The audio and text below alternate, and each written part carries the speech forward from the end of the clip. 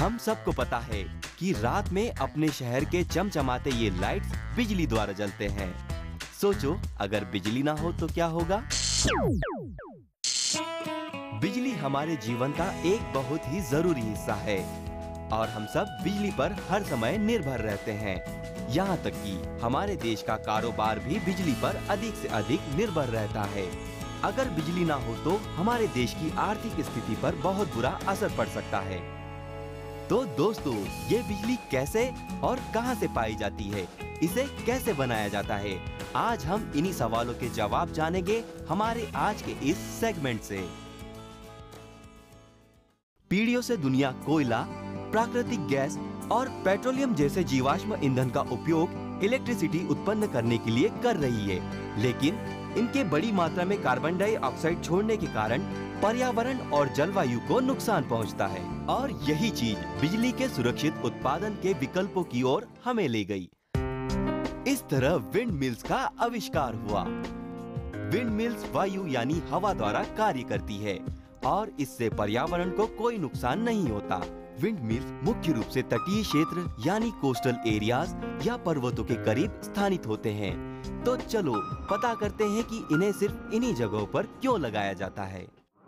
तटीय क्षेत्रों में हवा समुद्र से अधिक जमीन पर तेजी से गर्म होती है, जो सी ब्रीज को उत्पन्न करती है, यानी उस वायु को जो समुद्र से तट की ओर सफर करती है।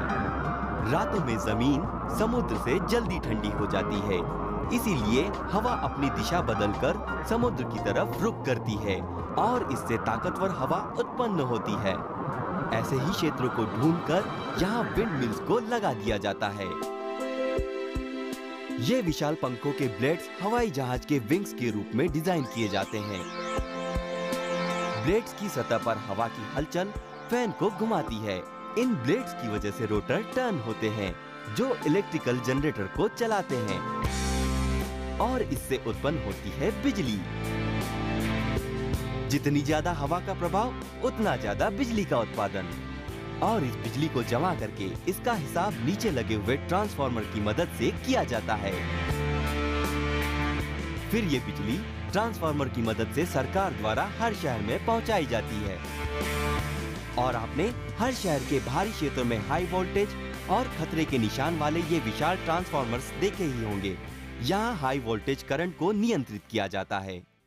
यहाँ से बिजली हर क्षेत्र में बांट दी जाती है और इस तरह आपको अपने घर में मिलती है बिजली। आप बिजली को देख तो नहीं सकते, पर हाँ, उसका उपयोग आप आपके घर के सारे इलेक्ट्रिक और इलेक्ट्रॉनिक मशीन्स को चलाने के लिए कर सकते हैं। और अंत में याद रखें कि बिजली जितनी जरूरी है, उसके झटके उतने ही भयानक। तो बिजली से थोड़ा दूर ही रहिए।